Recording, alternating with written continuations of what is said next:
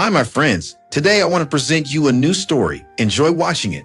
The valet didn't even try to hide his smirk when I handed him the keys to my 2002 Sedan, dented, humming like an old man's breath. I didn't flinch. I let him take it and stroll inside the Golden Fig, Denver's favorite playground for the excessively proud. Crystal chandeliers hung above like frozen fireworks, gold trim, murals of Italian vineyards. Our annual family dinner was a showcase, a competition, and I, dressed in a charcoal blazer, weathered shoes, and an old flip phone in my pocket, was expected to lose. "Tyler," Bradley called out across the long table, his voice dipped in champagne and contempt.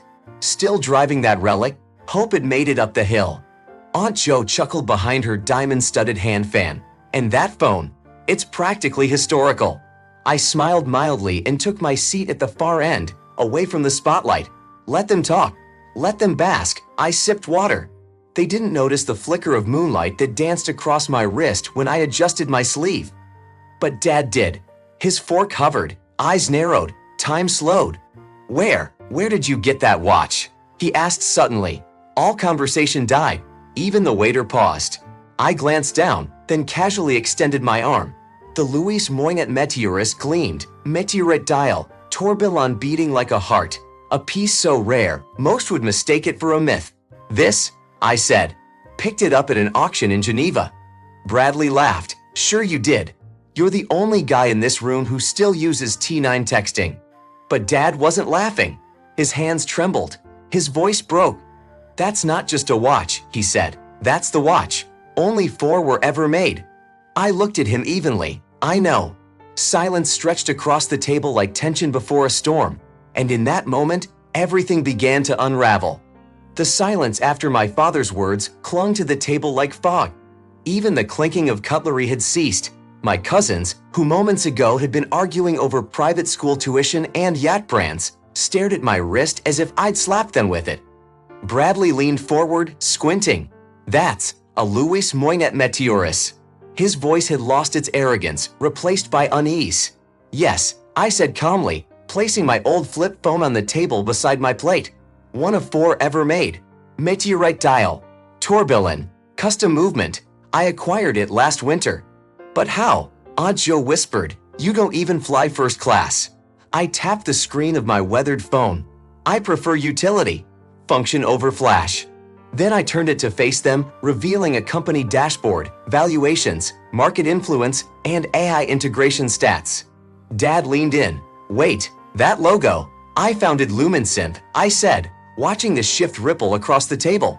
"We develop artificial intelligence systems for precision manufacturing. Autonomous efficiency, scalable intelligence. Last quarter's valuation, $12.4 billion. Bradley stiffened, eyes darting. "LumenSynth, our firm, Platinum Elite, we just integrated a system like that into our supply chain." "You did," I nodded. "That system is ours." He paled. "We're using your tech and paying handsomely for it." I met his eyes. "So is half the Fortune 500. Dad sat back slowly, the shock carved deep into his face. "Why didn't you ever tell us?" I adjusted my sleeve. "Because I didn't need to. Empires don't always announce themselves. Sometimes they build in silence." Bradley's voice tightened. "You think you've won something." I smiled faintly. "I'm not competing, Brad. I'm building something that outlasts all this." No one laughed after that, not even Aunt Jo. Dad stood up without a word and stepped out onto the balcony that overlooked the city skyline. The hum of Denver traffic below was distant, like a world far removed from the one we were now trapped in. I followed him, leaving the murmuring relatives behind. He didn't look at me at first. His eyes were fixed on the horizon, but I saw the storm in them, 20 years of dreams swallowed by a crash. "I had that watch in my study once," he said quietly, "a framed photo. I'd printed it from a collector's site and pinned it near my desk. Your mother thought I was obsessed." "You were," I said softly, "but not with ownership, with what it represented." He nodded. "Precision, patience, art that outlasts time itself." He finally turned to face me, and his voice cracked. "Where did you find it?" "Christie's, private auction. I bid anonymously." His brow furrowed. There was a spike in the final round. Some lunatic kept pushing the price beyond estimate. That was me, I admitted, half smiling. I was bidding against myself. I couldn't risk losing it. His breath hitched. You spent millions just to win this. I spent millions to reclaim something you were forced to give up. I bought two, Dad. One for me, one for you. He stared at me stunned. You give this to me? It was never mine alone. Slowly, he reached out and took the box I offered. His fingers hovered, almost afraid. When he opened it and saw the second Meteorus, identical in every detail, his shoulders sagged under the weight of memory. I thought I lost everything in 2008 crisis, he whispered. You didn't, I said. You passed it down. Inside, the dinner had resumed in awkward murmurs. But out here, beneath the cool sky, something sacred was being restored, one tick at a time. Bradley found me in the corridor outside the restroom, just as dessert was being served. His smile was thin, teeth tight, like a man pretending the fire behind his eyes wasn't burning everything down.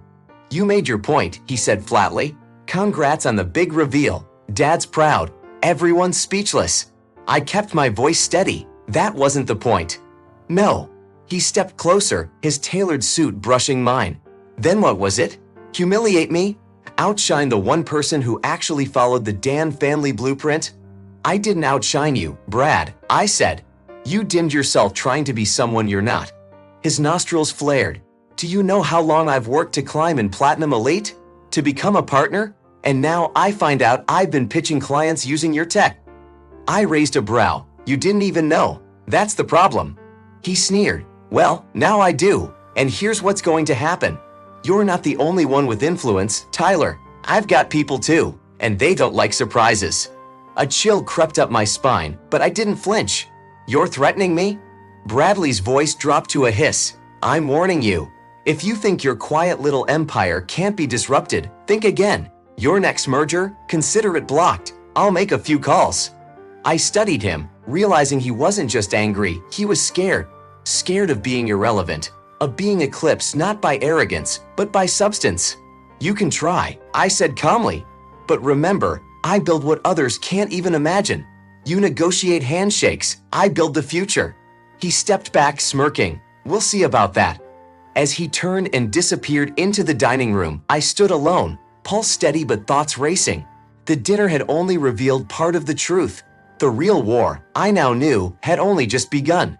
The jet hummed steadily as it cut through the dusk sky. Below us, the lights of Denver faded like old memories. My mother sat near the window, fidgeting with the embroidered napkin.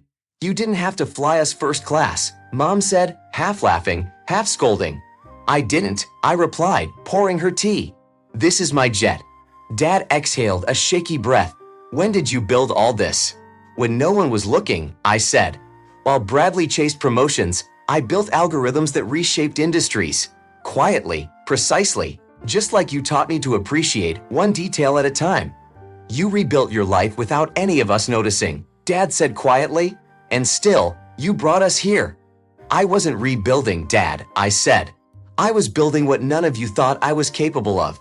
The cabin lights dimmed as we cruised over the Pacific.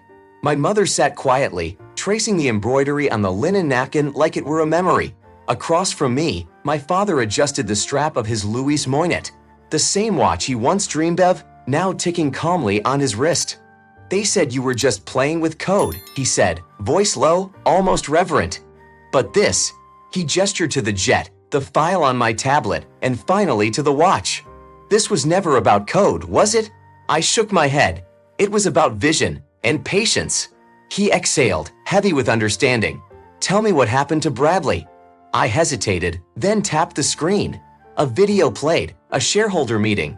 Platinum Elite, once the pride of my brother's Rasuma, now reduced to scrambling for survival. Bradley pushed hard behind closed doors, I said. Told his board my AI models were unstable, that they made the firm dependent on outsiders. He played the Patriot card. Claimed he could negotiate a new deal with legacy providers and cut me out. He actually convinced them, my mother asked, stunned. I nodded. They terminated the license. Publicly too. Thought it'd send a message. And it did, I added. Within weeks, Apex Capital, their largest rival, replaced them using our tech. Apex didn't just take market share. They bought out Platinum Elite for pennies. Bradley made his choice. I made mine. I didn't sabotage him. He collapsed under the weight of his own illusions.